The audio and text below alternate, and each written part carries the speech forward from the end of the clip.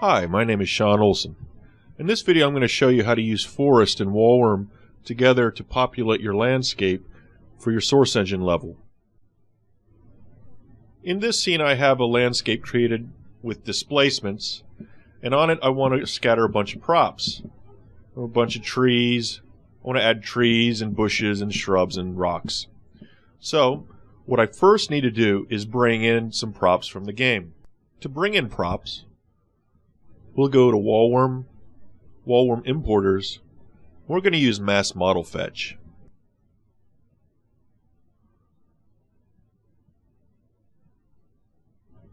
So once this is loaded, it's going to populate a list of folders in your game.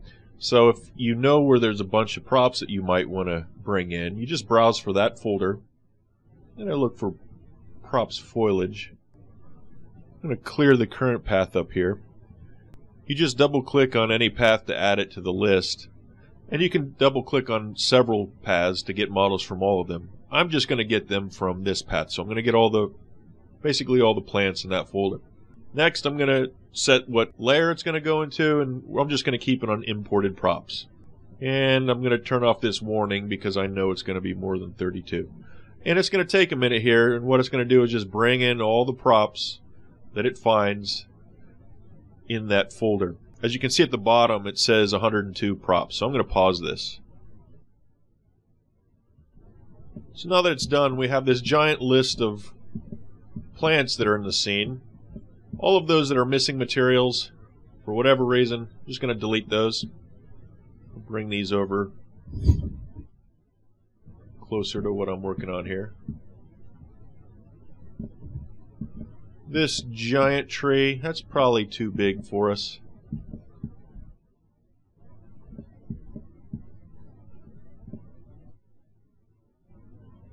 That's probably not going to fit. We don't need those. Or these. Delete these boxes. Alright, so now I have a bunch of plants here that I can start picking and choosing what I want to use. So first, I'm going to add a player model in here to try to get a sense of the scale. So for this, I'm going to go to the Create tab, choose Wallworm from the list, and click Source Model. Turn on Snap to Faces because I just want this to snap down here. Go to the Modify tab, load model. I'm going to pop up this model browser.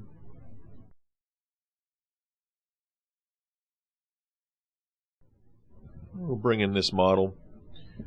And it looks like it's not got the materials on here correctly for this particular model. That's okay. So this is about the size of a player in this scene. And we'll use that to help determine how thick and big these plants need to be. So I paused the recording while I organized the props a little bit. I removed some of the models that I definitely won't be using, those with like pots and such. And I also unhidden some rocks I'm going to use for this. So now we're ready to start. So I'm going to start with the rocks because I'm going to be able to use the rocks as blockers so the plants will not grow wherever these rocks are. So we're going to start with the rocks. I'm going to select these three, and I'm going to select the sculpt mesh. And then all I need to do is choose level design, launch displacement floater. It brings out this little floater over here. So now what I need to do is just click this button here that says Selected Displacements. We have a couple options here. Sometimes it's good to use yes, but in this case I have a specific setup and I'm going to hit no. And it will take a minute here, and it's going to create a forest node in the scene. And in this case you can't see anything because the settings are too dense for this to display in my viewport at this moment. So I'm going to go down here and change some of these settings to something that I know that can work. Now you're going to see a bunch of these props scattered everywhere. Now at this point it looks pretty crazy, and this is not what we want. So we're going to have to start tweaking this. So the more you know forest, the better results you're going to get out of this. I'm going to go ahead and just set some of these settings here. First, I want to change the UV mode for this so that it will go across the entire surface. I'm going to change the normal to 0, so therefore I can offset them straight back from their surfaces. And I'm also going to turn on the altitude range. And I'm going to say the bottom is at, the top is at the very top of this. I want to set a specific number. I want it to be at the very top of this so that we can set a slope, some slope values, the scale. So I want this to go down to the very bottom here. Alright, so now I want to have scale fall off. Now normally you can't scale props, but we're going to create clusters later, so we're going to go ahead and allow scaling on this. So we're going to change the scaling to go from smaller at the bottom and larger at the top.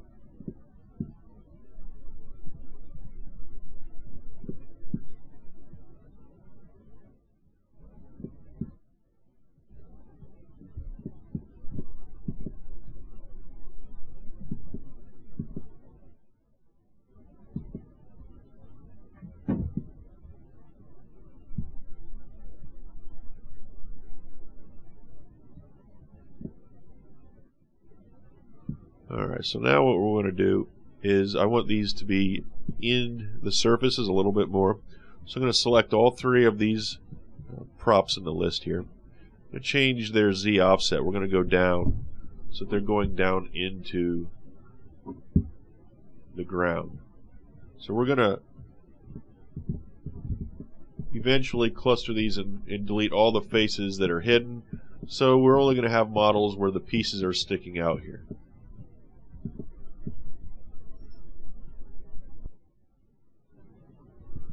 Next thing, this is very important to create variation, is the transform tab. We want these to all rotate more than, put these all at 0, 0 there, and then rotate them more all the way over on these. There we go.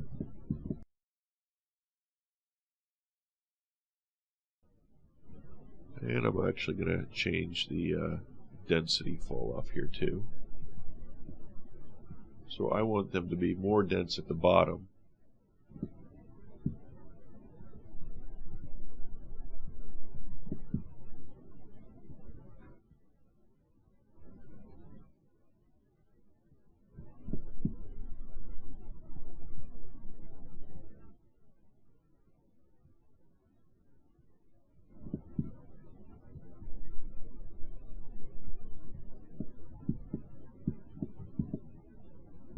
Looks like we have too far of an offset on these up here.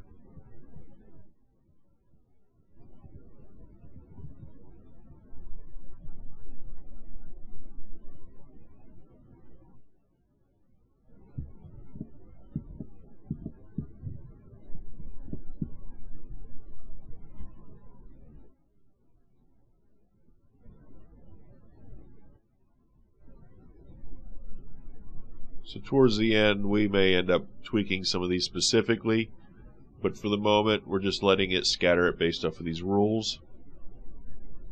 And we have them going from small to large as you go up further.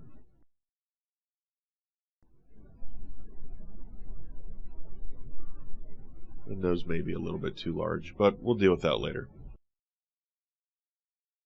Now that I have this forest in, we call it, give it a name. Change it to forest rocks. And now we're going to start adding some plants. We're going to create a few different forests for different areas.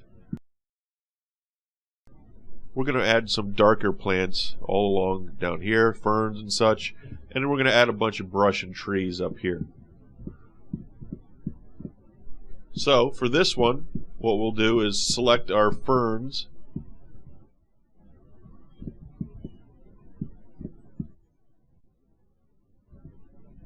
So now that I have these ferns selected, and I go back here and select the sculpt mesh again, the displacements, and again click the selected displacements button. And again, I'm going to click no on this case. And again, it's not showing them because they're too dense at this very moment. So what I'm going to do is increase the density. Actually, we're going to first do some limitations on this. We want this one to be UV, and we're going to give it an altitude range, so the top and bottom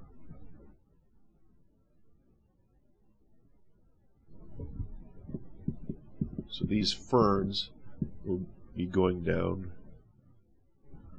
along here. Right now they're pretty insanely thick. We're going to go ahead and change the density. Bring this up a little bit so they're not so thick.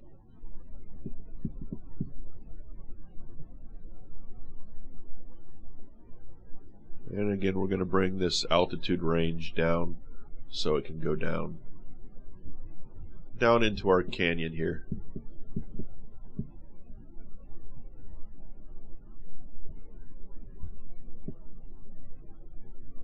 So we do probably want these ferns to go up, but I just want them to become more rare as we get further up. So we're going to bring the top up higher.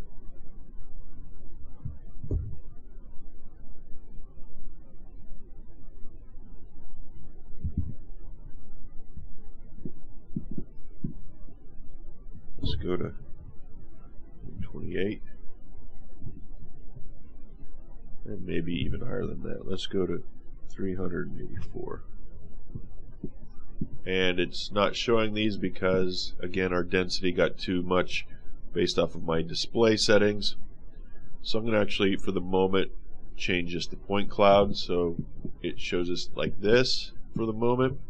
Let's go back up to our altitude. I'm going to change the density fall off. So we're going to make them less dense as they get further up. So somewhere, let's add a point here, and we're going to make this go down. So the density really goes down as you get further. Let's make this smooth.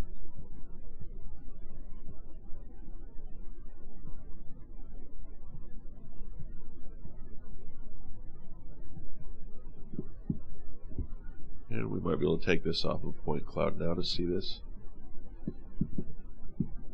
Alright.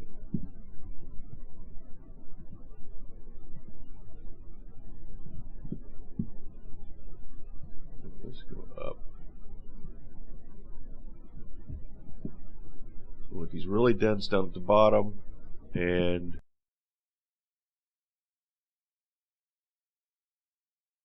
going less dense as we get further up.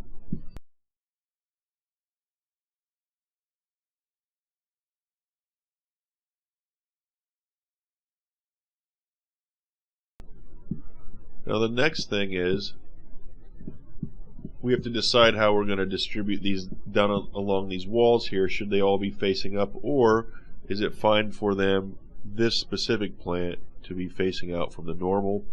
And we're gonna set the normal here to 0, so it's going to be sticking out along in. And for a place like this, that probably looks better that way.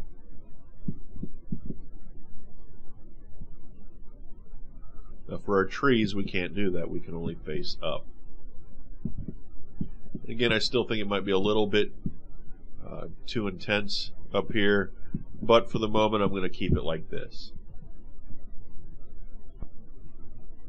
And again, let's make sure that we have our rotations like we want.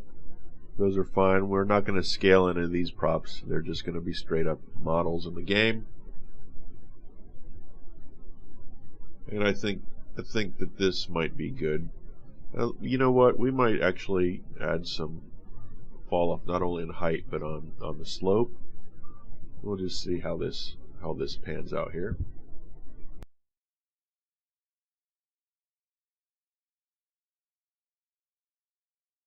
I think that's good for now.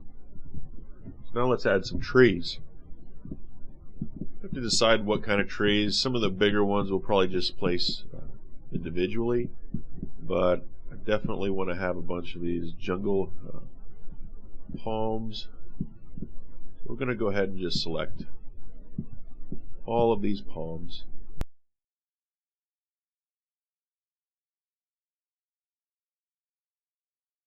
Alright, and I'm going to select our sculpt mesh again and hit selected displacements. And this time I'm going to hit yes. And what that does is it uses the actual displacement pieces underneath this rather than the surface. And I'm not going to explain that specifically in this video, but there's going to be documentation on how and what that is specifically. So for the trees, again, there's too much density here to understand, to see these at the moment. So first, we're going to add an altitude range. Let's put the bottom and top right here again, and just barely move it up. Alright. So what I might do here is I'm going to experiment with a few different settings. I'm going to go to the distribution map area, and I'm going to turn on clustering. So what clustering does is it takes models based off of their colors in here. So I'm going to make these two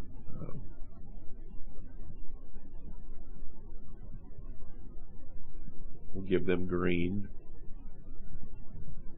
We'll give this blue color.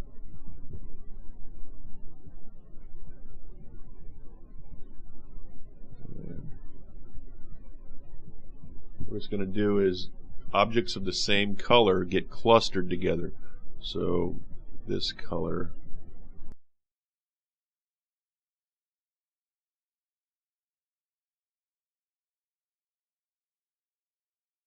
so now you see that certain types of the models of the same color will be clustered around others of the same kind. And we have controls over the clustering so that we can change their roughness a little bit so they're not too uniform, and blur their edges some.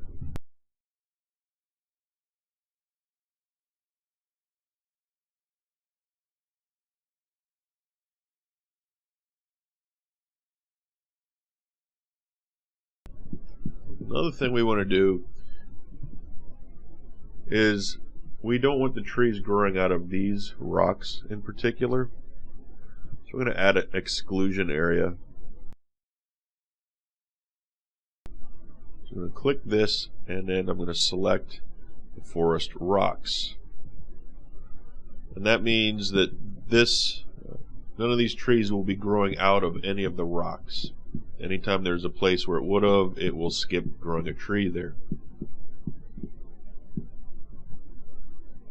Another thing is we want a path. So if there's a place the player is supposed to walk, we don't want any trees along there.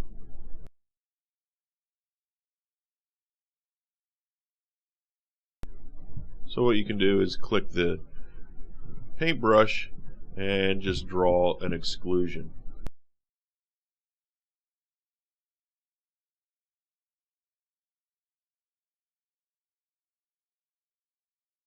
So this exclusion is only accounting the trees. It's not getting rid of the plants from the other forest, just trees here.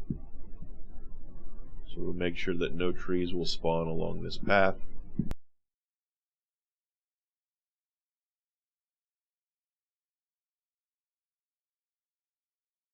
So we don't want any trees over here, but we might actually want some trees over here. So we're going to bring the altitude range down.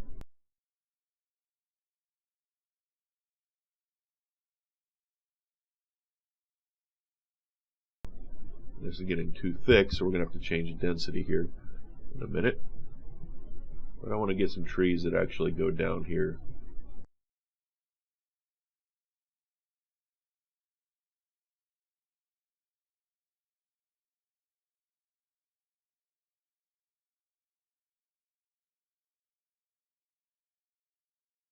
We're not getting any down there, but that's okay. We'll figure that out.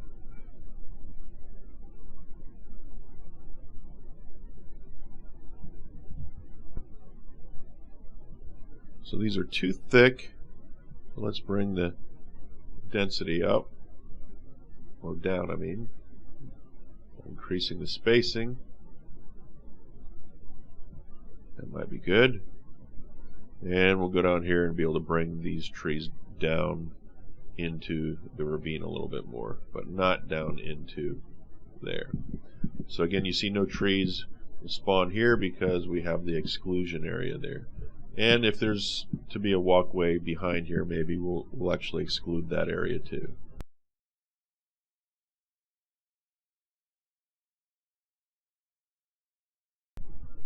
So some of those other trees, not sure they'll really fit. They might, but we may not use these. Did want to use the dead tree over here though.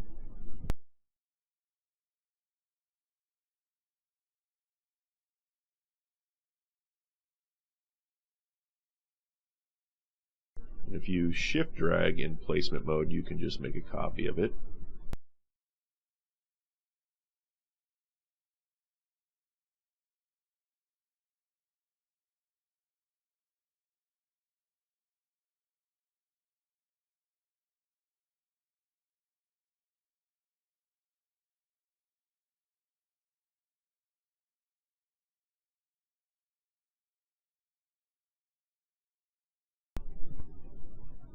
And of course you can keep going and making it more and more exactly how you want. I think that this video has shown you how to use forest. So we're going to do a couple things. We're going to collapse these rocks into clusters and call them off, and then we're going to export it into the game. So first, for convenience, I'm going to name this forest trees. And I'm going to open up so my other monitor here, the forest lister. So the other one is forest ferns, and I'm actually going to hide the trees, and we're only going to have the rocks in here for the moment. And go ahead and I'm going to actually select all of these and all of these, and I'm gonna, so they don't get exported into the game, I'm going to go down here and say exclude from VMF, and then I'm just gonna hide these. So now this is all we have right here. So what we need to do here is call these off from the surface, and then we're going to export this as one or two props, depending on which specific engine you have and the lighting. You may run into trouble, but I'm showing you how to do this en masse, and a lot of times you may find that you have to do it to smaller areas. So what I'm going to first do is I'm going to create a snapshot of this forest object, and then for these rocks I'm going to hide it and deactivate it so it's not going to get exported into the game. Now we're going to select this rocks, and I'm going to convert it to an editable poly. It's just easier to edit and work with that way. So at this point, to get the terrain to call these objects, we're going to have to do a little bit of work. But before we do that, we might want to go and decide if we want to delete any of these larger elements, either delete them or move them. So let's try moving some of these back, pushing them back some. Oh, before we do that, let's actually weld all the vertices.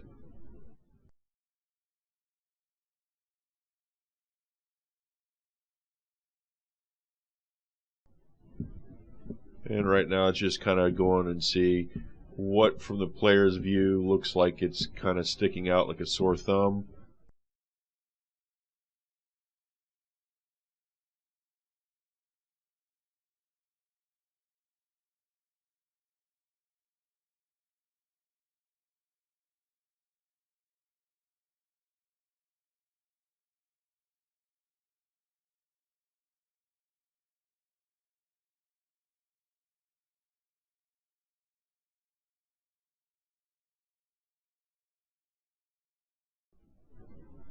It looks a little bit better. And of course, you can take as much time as you want to really perfect it. So now the next thing is I'm going to actually go and see if there are any pieces that are completely not necessary and just delete them, because the next phase can be a little bit slow if we have too much geometry.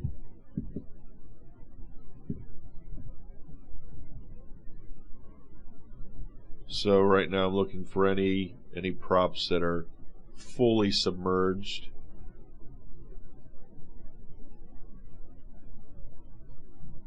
I'm not seeing any, so we may be fine on this front.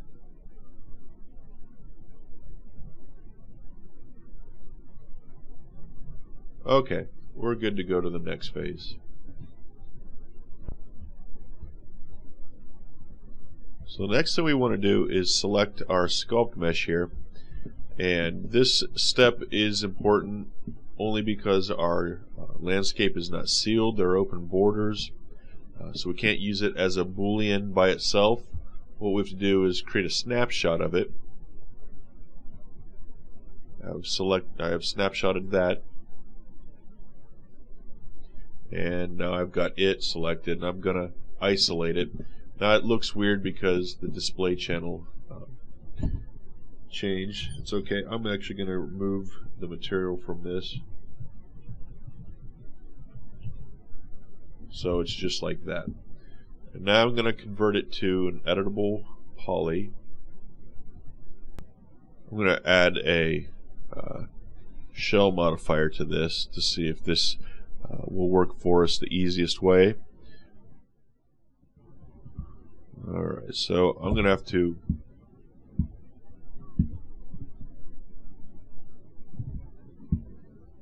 bring this out. And we're going to have to clean this up some. That's okay.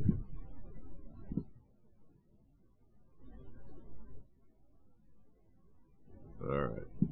So what I want to do is select the outer faces. Nope, the inner faces.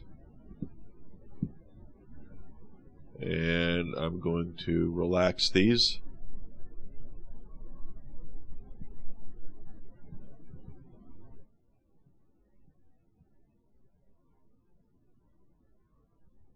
Alright. And then I'm going to push those out.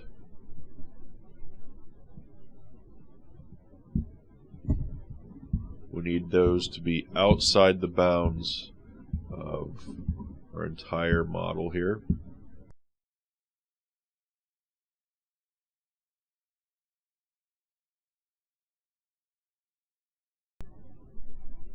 And I actually think that I want to go back to my shell and do select.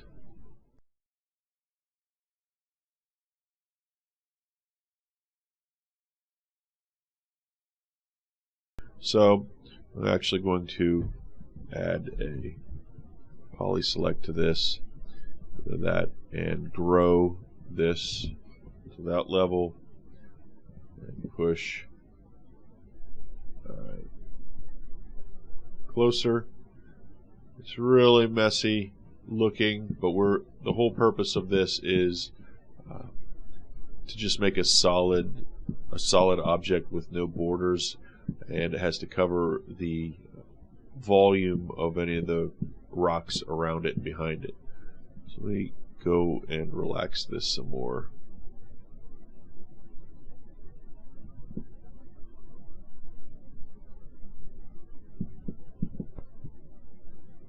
So I think the easiest way at this point, I'm just going to collapse this and increase the, select all of those, and let's add another relax modifier at this point. I think we're going to be able to get the effect that's a lot closer to what we're going to want here.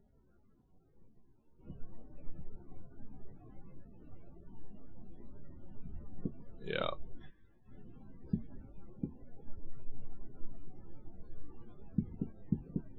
So now we have a sealed surface,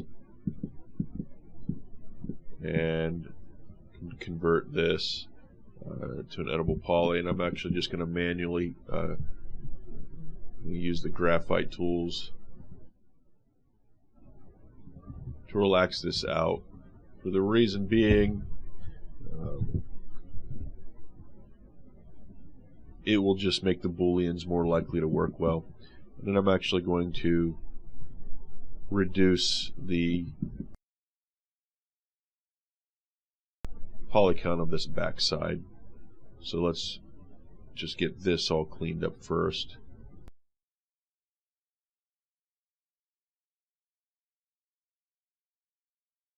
Doing this, it helps because what we're going to do here is a Boolean function, and if you have overly complex geometry, and especially if you have geometry that has self-intersecting surfaces, that creates problems with Booleans. Alright, so temporarily here, I'm actually going to detach this to a new object, which you'll understand why here in a moment. And I'll reattach it when I'm done. And let's get out of that mode and select our detached object. So now we're going to add a Pro Optimizer object onto this. And we don't need to worry about textures, but we do want to exclude the borders because we want every vertex to align exactly back where it was to begin with. So now we do calculate, and we'll bring this down as low as we can, realistically. And that probably is good. So collapse this. Well, we don't even need to do that. We'll select our other object, attach them together, go to vertex mode, and we're going to weld all the vertices. So now these should be sealed up now. And see if there's any borders. There shouldn't be. Alright, now we're ready to go, and I'm going to call this the calling landscape.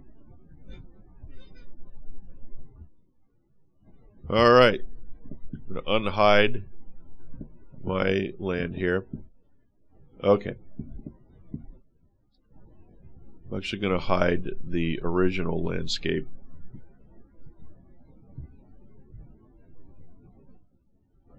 Let's hide this for the time being. Alright, so now we're ready for the next phase. We're going to click Wall Worm Model Tools, Convert Scene to Model. I'm going to select this calling object and hit Add Scene Selection. And I had one in here earlier, so we're going to delete the one that I had listed. We change this preset to clustering.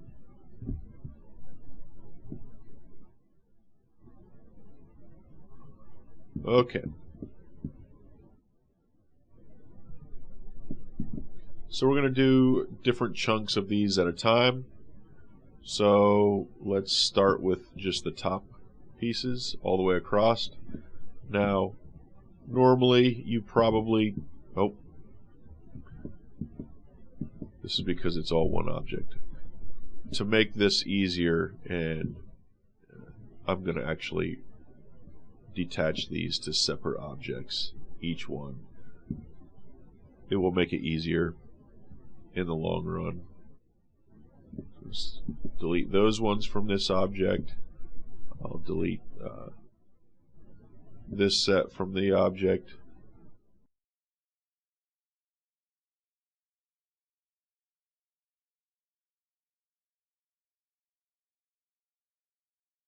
I'll remove those ones down there. Okay. So again, if you may actually not want props that go all the way across a single prop the way we're making this, but I'm just showing you how this clustering works. So I'm going to delete this and detach those, and we'll do the same with this array of big guys across the top back there.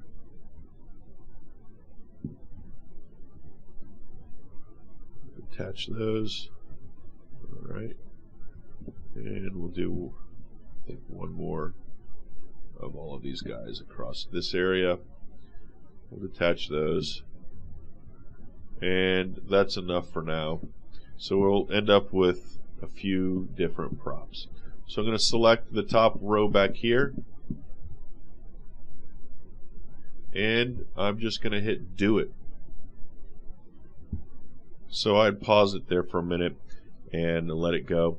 Now, sometimes there's an error during the Boolean. In this case, a couple of the rocks went missing, and I could hit undo and keep cycling through and keep trying it, but I'm not going to do that right now, just because I want to show you the final how this works in the end.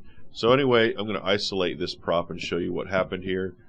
It got all of the back faces are completely called. Any intersecting faces are completely called, and they're not going to be in it. You'll see a few small ones sometimes. I'm going to go ahead and just select anything like that and just delete it. There's no need for it that far away. The player's not going to be able to see those anyway. Hit delete. And I want to see how many faces this is. 33,000 tries. That's pretty high, but for how much space it's covering, it's acceptable. So let's go ahead and continue. Now to go to the next one, I have to accept this. I'm going to click accept last. It's going to hide those from me, so I know I don't have to do that one anymore. So now I'm going to go to the next one. So it finished here. I'm going to review it, make sure that it looks right. And again, if I go underneath, you're going to see that it's called exactly to the surface of the displacements it's on. In fact, down here you'll see that it started with 80,000 faces, and after the call it's down to 24,000. So it looks good. I'm going to hit accept last, go to the next set.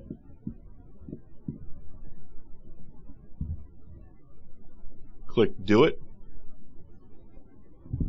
Alright. Looks good. Accept last.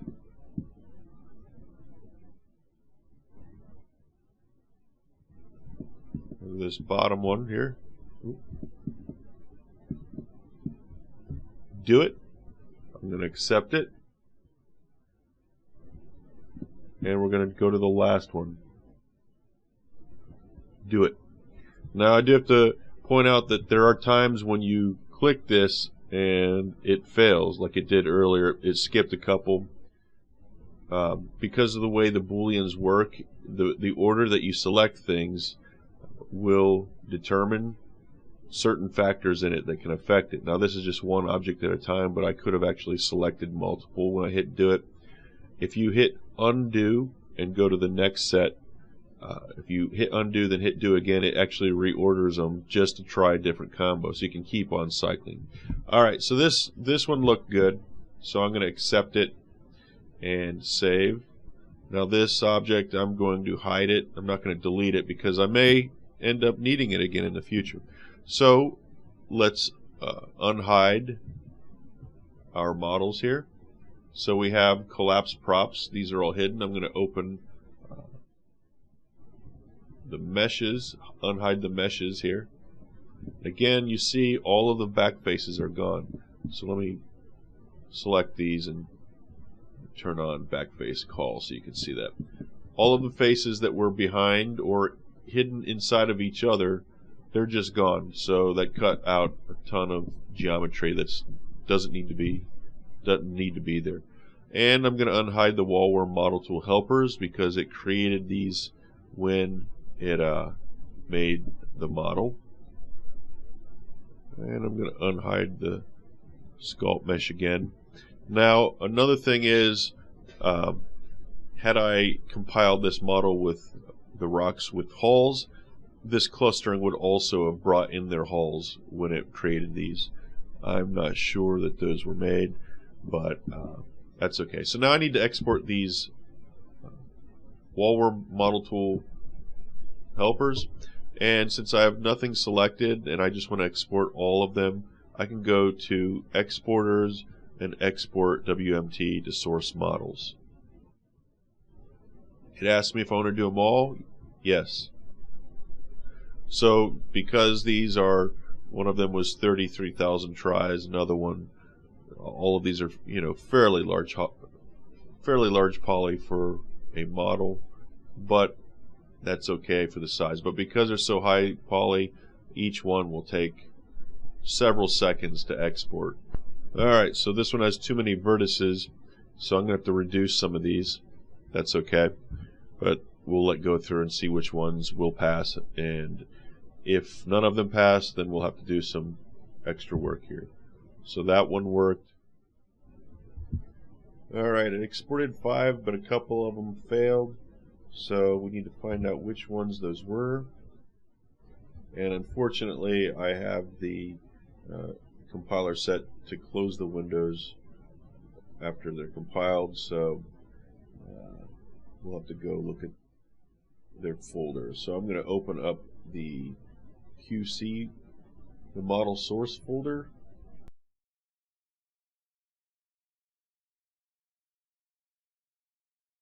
And I bet you this one, 01, that's one that's probably failed, and then we'll look at 5. 1 and 5.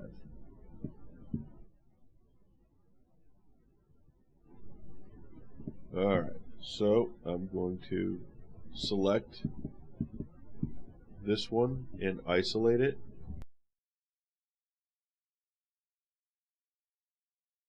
And let's see here. Alright, so what we're going to do is we're going to add a Pro Optimizer onto this to reduce the try count.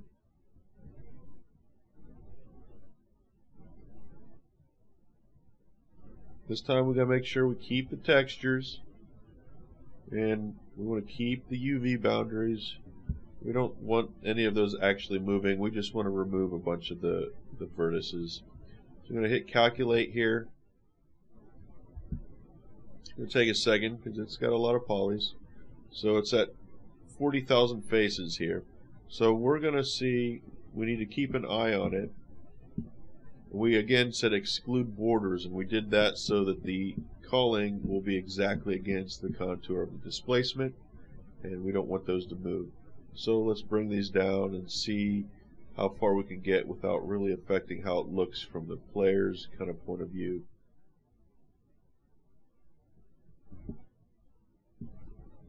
Alright, 28,000 tries for that big section.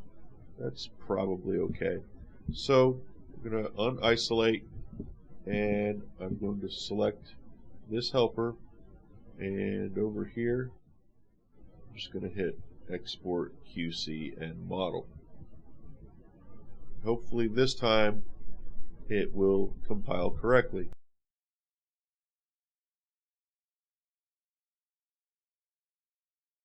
Yeah, it looks like I couldn't tell it. I need to change this. Go to the models settings here, and I want this to not to close when it's done.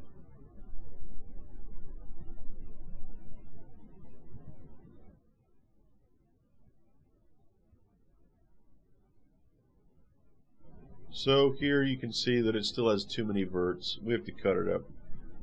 Okay, so what we need to do here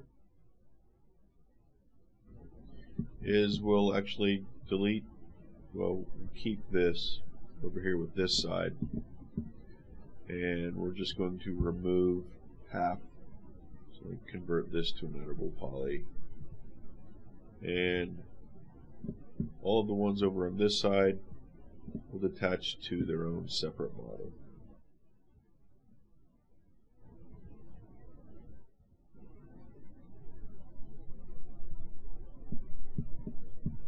So I'm going to select this. I'm going to do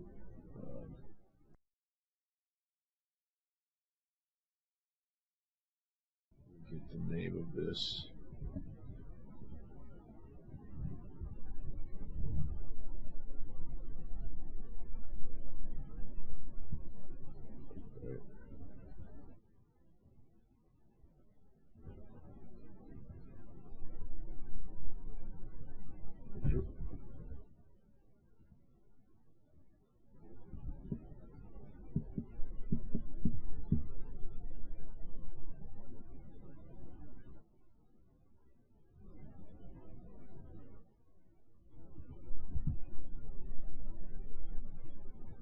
I want to make sure I have all the same settings as the other one.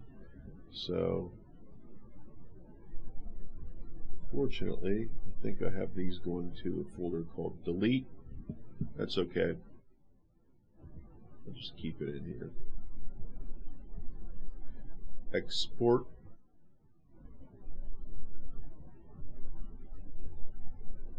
So we see that one worked fine. Go back to this one, which is only half of the size now, and export.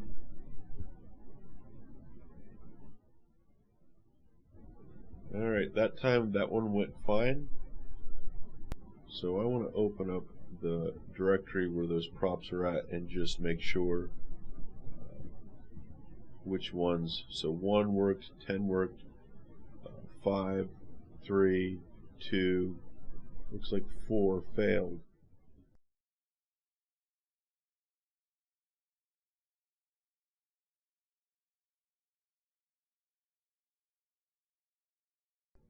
Pick it, and let's select the actual model in the scene and isolate it. So we need to break this one apart too. So I'm going to remove half of these here, detach those. This one 11.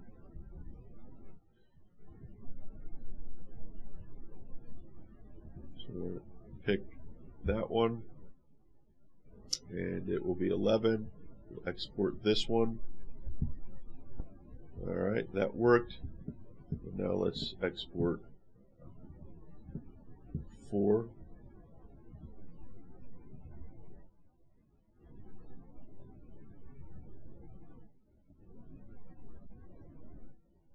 That should be it. So I'm going to unhide our forests.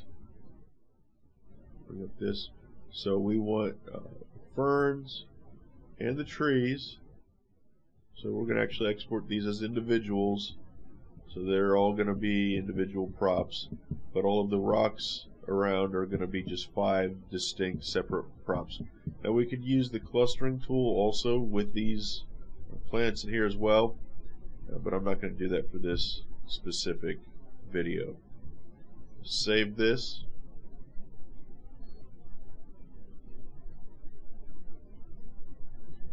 Close, and now choose Exporters, Export Scene as VMF. And I'm just going to go ahead and export. I'm not going to compile this right now. I'm just going to export it and make sure it works in Hammer.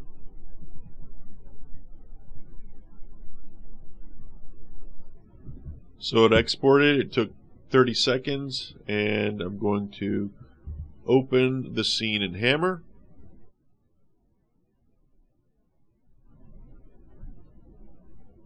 And here we are.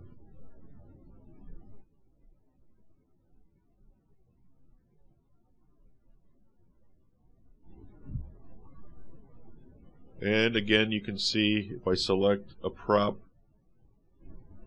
in here, go underneath, and you can see that it doesn't have any faces underneath. So they're pretty good, especially if you want to have a lot of stuff in your scene. Doing this can help out.